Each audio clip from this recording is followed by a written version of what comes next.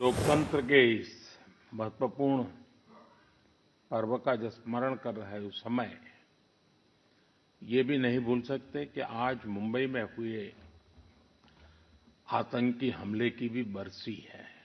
इस हमले में जिन व्यक्तियों का निधन हुआ उन्हें मैं अपनी श्रद्धांजलि देता हूं। मैं देश का ये संकल्प भी दोहराता हूं कि भारत की सुरक्षा को चुनौती देने वाले हर आतंकी संगठन को मुंह तोड़ जवाब दिया जाएगा। हमारा संविधान हमारे वर्तमान और हमारे भविष्य का मार्गदर्शक है। संविधान से मिली इस शक्ति की वजह से ही आज जम्मू कश्मीर में भी बाबा साहब का संविधान पूरी तरह लागू हुआ है। साथियों, हम लोकतंत्र के इस महत्वपूर्ण पर्व का जब स्मरण कर रहे उस समय ये भी नहीं भूल सकते कि आज मुंबई में हुए आतंकी हमले की भी बरसी है। इस हमले में जिन व्यक्तियों का निधन हुआ उन्हें मैं अपनी श्रद्धांजलि देता हूं।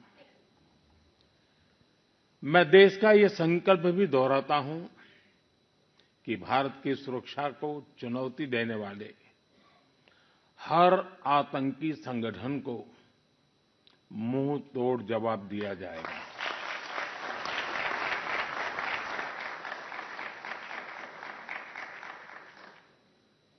साथियों, संविधान सभा की लंबी बहस के दौरान भारत के गणतांत्रिक भविष्य पर गंभीर चर्चाएं हुई थी। आप सभी उस डिबेट से भलीभांति परिचित हैं और तब बाबा साहब आम्बेडकर ने कहा था, constitution is not a mere lawyer's document. Its a spirit is always the spirit of age. जिस स्पिरिट की बात बाबा साहब कहते थे वो बहुत ही अहम है।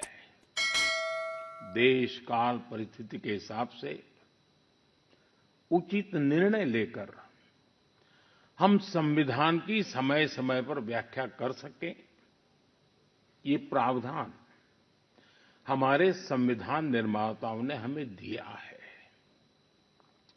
हमारे संविधान निर्माता ये जानते थे कि भारत की आकांक्षाएं, भारत के सपने समय के साथ नई ऊंचाई पर पहुंचेंगे।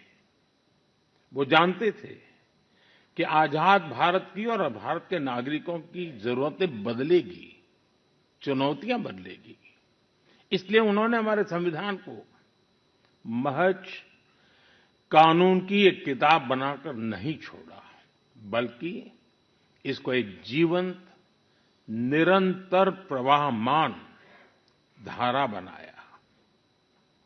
साथियों, हमारा संविधान हमारे वर्तमान और हमारे भविष्य का मार्गदर्शक है।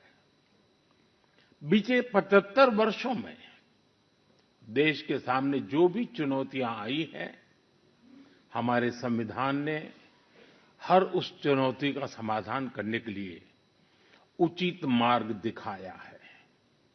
इसी कालखंड में आपातकाल जैसा समय भी आया और हमारे संविधान ने लोकतंत्र के सामने आई इस चुनौती का भी सामना किया। हमारा संविधान देश की हर जरूरत, हर अपेक्षा पर खरा उतरा है।